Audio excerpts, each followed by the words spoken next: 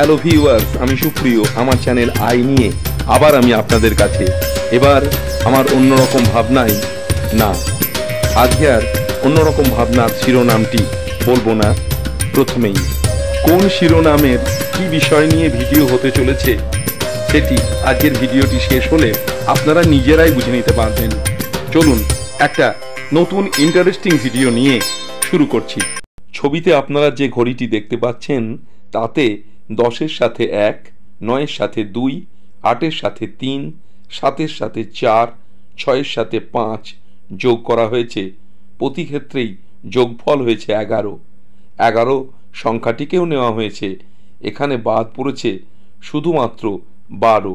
এবার ছবিতে যে ঘড়িটি দেখা যাচ্ছে তাতে 11-র সাথে 1, 10-এর সাথে 2, 9-এর সাথে 3, 8-এর সাথে 4 এবং 7-এর সাথে 5 যোগ করা হয়েছে।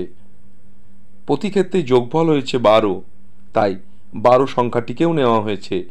বাদ পড়েছে 6।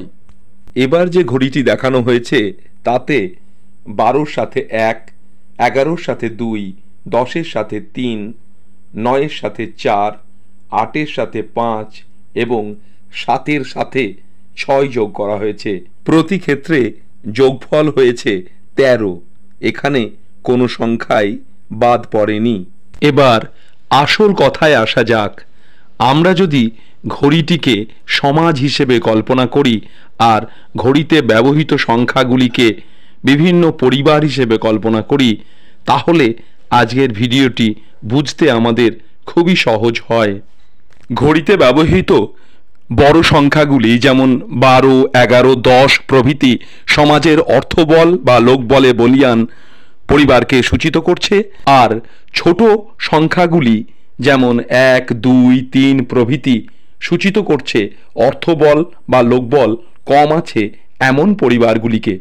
এখন ধরে নেওয়া যাক ঘড়ির ডায়ালে যে সংখ্যাগুলি আছে সেগুলি পরস্পরের প্রতিবেশী পরিবার এবং সংখ্যাগুলিকে যোগ করার অর্থই হলো সেই পরিবারগুলি যৌথভাবে কোনো একটি কাজ একইভাবে সম্পন্ন করার চেষ্টা করছে, আর যোগফলটি চিহ্নিত করছে ওই সমষ্টিগত কাজের ফলাফলকে।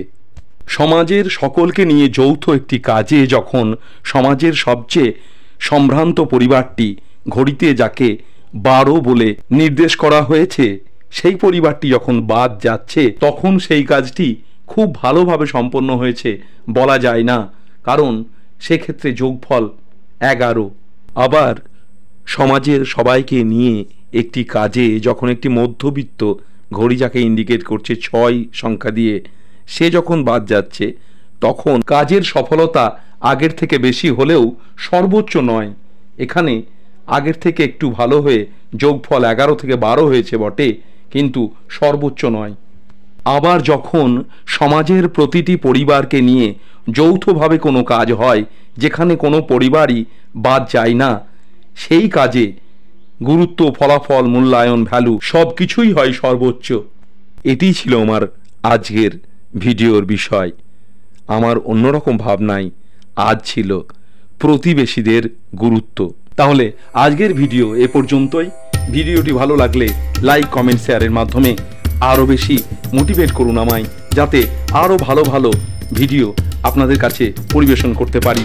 আর হ্যাঁ, চ্যানেলটিকে সাবস্ক্রাইব করবেন প্লিজ, তাহলে ভিডিও বানানোর মোটিভেশন আরও বেশি করে তৈরি হয়।